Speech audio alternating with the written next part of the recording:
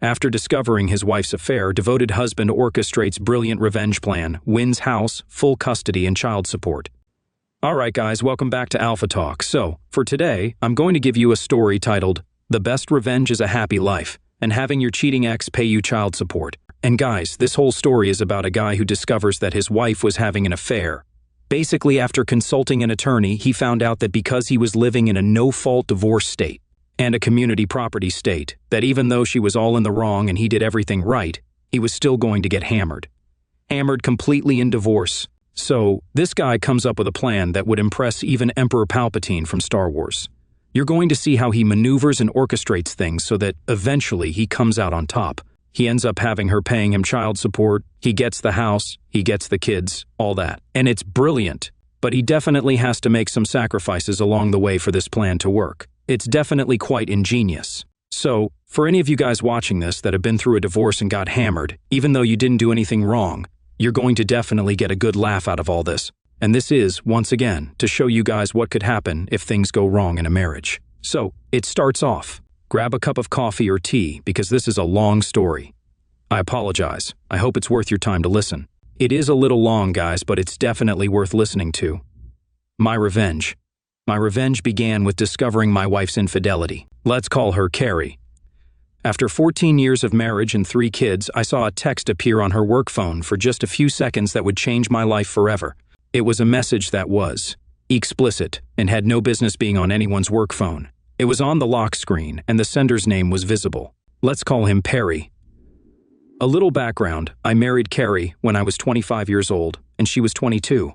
These stories always have this, the same thing. They got married way too young. She's 22, she's a kid. What the hell life experience does she have? And even at 25 in today's world. Gotta take your time, guys. I was teaching high school at the time, and she was an RN. After having our first child, Kara became a stay-at-home mom. Money was tight, so I took on an administrative role in my department and coached 2 sports for the stipends. We made it, and after a few annual pay raises, I stopped coaching and took advantage of a program during an administrative credential. She's staying at home with the kids and he's busting his butt, extra job, coaching, and all tat. Being a good husband and a good dad, the right thing, and yet we all know, and you'd see that he'd still get hammered in divorce if he didn't play his cards right. It's crazy. I made the jump to administration. Our last child was ready for preschool, and Carrie decides she wanted to go back to work. Nursing jobs are always available, but they're not always the best positions. Carrie pretty much had to start back at the bottom, working alongside nurses that were a lot younger than she was, and could work back-to-back double shifts. That took a toll on Carrie. When she asked her supervisor about other positions, she was told that without a BSN, she wasn't going to move up. And at the time, Carrie only had a 2-year ADN. For you medical folks out there, you let me know in the comments sections what these things mean. I have no idea. I told her that between preschool and after-school recess, and my retired mother, who was always willing to pick up the kids from school and watch them, I'd support her getting her BSN. Again, he's going to support her doing this. He's going to pay for it and make things work for her. It took her 3 years, but eventually she had her BSN and was promoted to a better position at the hospital. Things were good for a while. We had plenty of money, so we finally moved into our own McMansion and bought new cars. Money was tight for years, but now they're moving into a McMansion. I wonder whose idea that was. I moved from school administration to the district administration, so I had more time to spend with Carrie and the kids. She was working a more predictable schedule, and even with my long, often hours at work, this change allowed us to finally take vacations to all the places we'd put on a list during our honeymoon. She kept the list in our wedding album. At some point, years later, I noticed that she started carrying 2 phones with her. When I asked her about it, she said that it was a phone provided by the hospital. I didn't question her explanation because my district had also given me the option of a phone or a phone stipend, which I took instead. Again, months went by and I thought we were the happy, perfect family. Well, unfortunately, he's going to find out they're not the happy, perfect family. I charged my phone in our den while she charged her phones in our guest bedroom that doubled as a computer room, so we could keep tabs on the kids while they surfed the web. I was updating software on the computer when I saw a light around her work phone. She always had a habit of turning her phone face down when charging them. Out of curiosity, I reached over to the phone and flipped it over. A message had popped up on the lock screen asking her if she would like to be orally pleased again, but in much more graphic language. I also saw that Perry had sent it. The world stopped around me, I just froze. My first thoughts were, What the hell was that all about? It's her work phone. That kind of message gets people fired. Then it hit me, Carrie was having an affair. So, this whole song and dance about the work phone is actually her affair phone, or so. Or so that's what he suspects. And you're going to find out, guess what? That's what it is. It's amazing how the brain works. I started suddenly remembering a lot of things Carrie had done that seemed odd, but I'd either dismissed them myself or immediately accepted her explanation. She was always walking out of the room to answer a call or return a text and claimed that it would violate HIPAA if I'd overheard her talking about a patient. I accepted this because education has similar privacy laws regarding students. She would sometimes come home with a faint smell of cologne on her clothes and claimed it was from helping to move male patients. Again, I accepted this at face value, but it always struck me as odd how it seemed to be the same scent of cologne. What do I always say about the red flags, guys? Pay attention to the red flags, even the little ones. Once the proverbial barn door was open, I started seeing a lot of things I had missed before. Our love life in the bedroom had cooled off considerably, which wasn't helped by her having to leave the house at odd hours to fill in for the other nurses that called in sick. I also recalled where I'd seen the name Perry before, and a call to the hospital confirmed he was a doctor there. The nurse having a fling with the doctor.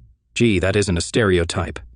For the next week or so, I was walking around in a daze, trying to put all the pieces together. One of our kids had left a book in Carrie's car, so it was an excuse to visit the hospital. Carrie had told me personal visits were frowned upon. Yeah, no kidding. She doesn't want her to run into the doctor friend. My kid went up to get Carrie's car key. I'd forgotten my key at her home.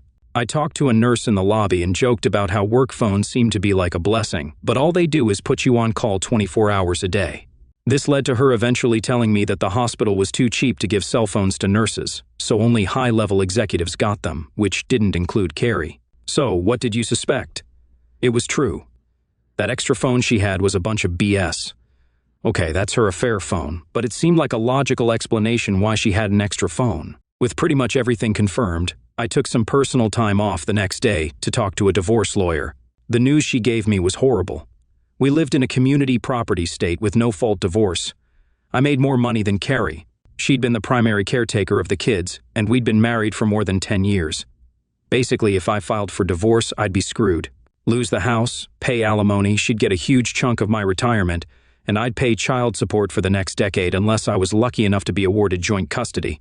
The worst thing she told me was that it didn't matter that she cheated. It didn't matter. I was crushed. That is insane. This guy does everything right, supports her while she's getting her additional degrees, taking on extra jobs, gets the McMansion, which I guarantee was her idea. And after all this, she's having the affair. She thanks him with having the affair, and he'd get royally screwed over in the courts. For you young guys out there, I want you to remember this. I want you to think about this the next time you think it's a great idea in today's world to get married. For those of you guys who are already in marriages and you have a really good thing going, hey, cool, count your blessings. If she's cool, she makes good money. It's not all on you, she's taking care of herself physically, you're hooking up regularly, it's fun, it's a good time. Cool. That's awesome. It's extremely rare in today's world. But if you got a good thing going for you, good for you. But for you younger guys out there that haven't married yet, or you've been married once and you're thinking about doing it again, you know how the deck is stacked against us, guys, so just really think about that. Especially if you're living in a no-fault divorce state. There was only one person I could trust with this kind of information. She was a fellow teacher that also made the jump to administration. Let's call her Anne. Anne had been married at 19 years old, but her marriage was annulled when he got some other woman pregnant. Since then, she's focused on her career, and we found out that we were kindred spirits in a lot of ways regarding K-12 education. I talked to Anne. She said something to me that changed my whole mindset. If you don't like the hand you're dealt with, change the deck. I realized I had two problems. I made more money than Carrie, and she had more time than me to be the primary caretaker of the kids. The second issue is actually kind of easy, at every district office. Waiting to hear this, guys, how he starts making the maneuvers to get him in the position that he can win out in the end. At every district office, there are jobs that are fast tracks to higher positions, and there are jobs that administrators suffer through, like Master KP duty in the military. One of these dead-end regulatory positions will open. Again, ambitious administrators leave after a couple of years when a better position opens up. I sat down with our district superintendent and asked about being transferred to that position. At first, he was shocked, but I told him that it was my time to take one for the team and that it would fill a hole in my administrative experience. He agreed. I was just really crunching numbers with no personnel or student interaction, so I could set my schedule. I'd even take a laptop home and work there. With my new free time, I began taking the kids to school, picking them up from school, not leaving them with after-school care or having my mom watch them, and taking them home. I'd help with their homework, make dinner, etc. While the end goal was to become the primary caretaker, I can't explain how much I really enjoyed taking a more active role in their day-to-day lives. Alright, he gets to have fun with the kids, and he's positioning himself so that later on down the road he can get them. This is awesome. My salary hadn't been reduced, so I needed to find a way for Carrie to make a lot more money than she was in her current nursing position. I remembered Carrie being mad after she earned her BSN and her supervisor told her in the future, bachelor's degrees will be worthless and everyone will need at least a master's degree.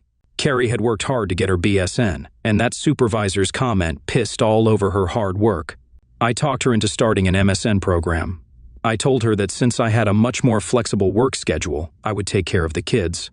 She was reluctant at first. Then I said, "You could even have every free night, every evening free to study or go to class, whatever you want to do." I saw her eyes immediately light up, probably thinking she could spend more time with Perry. I guarantee you that's why her eyes lit up, and that was a genius of him to think, number one, to do this whole thing, but also to put that in her head. And now she's like, "Hey, I can go see my lover more often." To make sure she was actually completing her MSN courses, I paid her tuition and fees directly to her university. It was going to take her between 2 to 3 years to finish. That's a lot of time to stay with her to come out on top in terms of the divorce. But, like I said, this would make Emperor Palpatine happy. Those years were rough at times. I could tell every time she was rushing off or coming back from seeing Perry. There was an excitement or sense of satisfaction in her eyes that just wasn't there when she was doing her coursework. I had to either smile or pretend I didn't notice. My temper got short at times, and I found myself in arguments over petty nonsense. A couple of times I almost blew the whole charade, having to bite my tongue and apologize rather than scream insults at her that she deserved. Anne became my confidant through all this. I'd recommended her for my previous fast-track position, and she joined me at the district office. She was qualified, hardworking, ambitious, and only needed her foot in the door to impress the higher-ups. I even got a few pats on the back for recommending her after she impressed everyone. Anne and I started to have our own affair. It wasn't some hot-blooded, passionate romance, but two friends giving each other what they needed. Anybody else see that coming? And he's going to start hooking up with Anne. Hey, if she's hooking up with the doctor friend, this guy can hook up with her to keep himself, obviously, occupied and keep his mind off things during this. His thing here. Without Anne, I wouldn't have been able to maintain the charade of being the oblivious idiot. But when Carrie would come home smiling after spending time with Perry, I was able to bear it, smiling back, because I had my own lover. About 3.5 years later, Carrie completed her MSN and was promoted at her hospital. Her salary went up substantially and was now higher than mine. When the kids and I made her a congratulations dinner, I made a joke about her being the breadwinner for the family, and she laughed, joking back I should be a stay-at-home dad now. This is where it gets good, guys. A month later, I went back to the lawyer, who didn't remember me at first, and told her the financial situation had drastically changed. With these new facts, she drafted the petition and filed it. When the kids were with my mother, I had Carrie served. The deputy knocked at her front door, and I let him in, pointing at my wife. He asked her name and then handed her a copy of the divorce petition. With the deputy standing there, I told Carrie I knew about her affair with Perry, but I didn't tell her how long I'd known.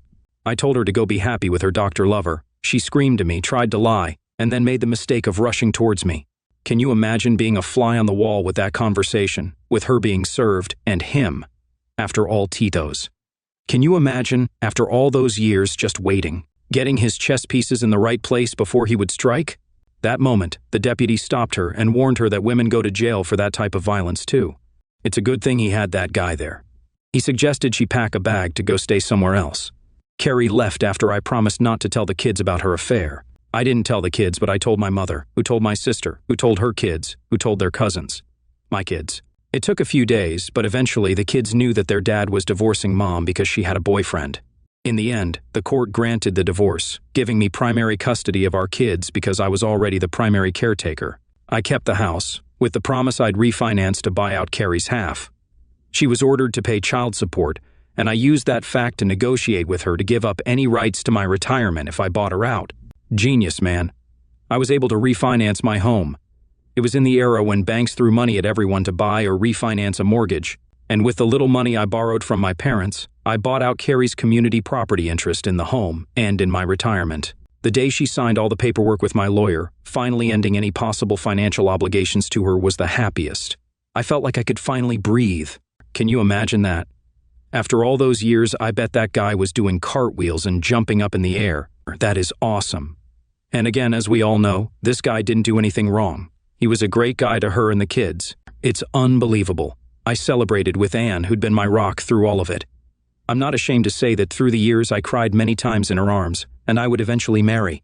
Dude, you've been through all this hell, and you're eventually, okay, didn't say immediately, but eventually marry. I really hope this guy took a long time, because this, obviously, was written. This happened in the past. To go get married a second time after all this, especially. I don't know why he was doing it, given the state he's in as a no-fault divorce state and community property state. You'd think the guy would learn. I wish him the best, and this story is great, and his genius. But I really hope he, obviously, did his homework on Anne, and she seems pretty cool, but still. It goes on, she got promoted to a higher position, and I was convinced to take back my previous position at the district. When my youngest child reached high school, Karen and I got along well. Of course, now somebody pulls up and playing their music while I'm doing this. I'll try to talk loud here. Karen and I got along well after the divorce. We took the kids to family therapy and worked out this Keo parenting thing. For the first few months back, she took a beating from the kids about why she'd need a boyfriend when Daddy was there all along. Between the kids and the therapist raking her over the coals, I didn't have to say anything at all. Carrie missed a lot of time with the kids because of her, now legitimately busy, work schedule. And I actually felt bad that my kids were missing time with their mother, so I encouraged them to talk to her on the phone instead. When Carrie found out that I'd proposed to Anne, she congratulated me. I told her it's okay for her to marry Perry too. She got sad. She told me that Perry had started seeing another woman, a younger nurse at the hospital, because, with her new position, she didn't have much time for him, and when they did, she wasn't very fun anymore. Talk about karma. The guy that she was having the affair with dumped her for a younger nurse. That's how these guys operate, but that's exactly what she deserved. My ex-wife, the woman who cheated on me, had destroyed our marriage, was looking to me for sympathy. I had none to give, and I wouldn't give any. What I had was years of anger and frustration, years of knowing that some other man was sleeping with my wife. I lost weight from not being able to eat. I'd suffered from hypertension and had to confide in my doctor why I wasn't he. The stress on my job, I had to listen to my dentist complaining about how I was grinding, and listening to him. Grinding my teeth and listening to him telling me I may need dental implants if I kept it up. There were times when I had to be intimate with Carrie to keep up the charade, fortunately infrequently, only to lie that I wanted to use condoms to remind us how we used to have sex when we were dating, or because I might have a bladder infection. Then go take an STD test anyway, and wait for the results before seeing Anne again. But in the end, it was all worth it. Sure, Carrie got a big payout when I bought her out of the house and my retirement, which she was trickling back to me through child support, but she lost everything else. Her kids only saw her every other weekend and spent a couple of day holidays with her. Perry dumped her, and he was no great catch anyway, since he was twice divorced with 5 kids and paying alimony and child support through the nose.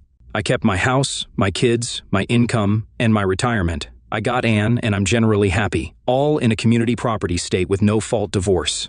If that's not pro-revenge, I don't know what is. Well, that is one hell of a story here. And again, the guy obviously had to go 3 years being with her, knowing all this, but at least he had a lover to keep him going. But it's crazy. But this guy definitely came out on top, and good for him. Sue, I definitely want to give him a little smack in the face for, getting married again after all that, but I hope the guy's happy. Good luck to him, but good Lord. But anyhow, guys, that was a very good story to share with you guys on a Friday before the weekend starts. And so, for a lot of you guys that have been in bad marriages and been divorced and raked over the coals, here's a brother that came out on top. But believe me, he had to make sacrifices. But once again, do you younger guys out there, if you're going to get married, and I warn you against it in today's world, you better be careful. Make sure you're not doing it in no-fault divorce state, okay? Make sure, and you're not in that type of state, make sure you get a prenup. Make sure you do your homework on the girl. Make sure that she's cool and that she's not a drama queen. And be with her for a long, long time to find out what she's like before you eventually say, I do. And even then, you got to be careful. I would just simply, in today's world, wait for the laws to be changed. but good luck there. Anyhow, guys, that is it for today. Be sure to comment down below, let me know what you think about this, and be sure to like the video, share it with your friends, and subscribe, and I'll catch you next time.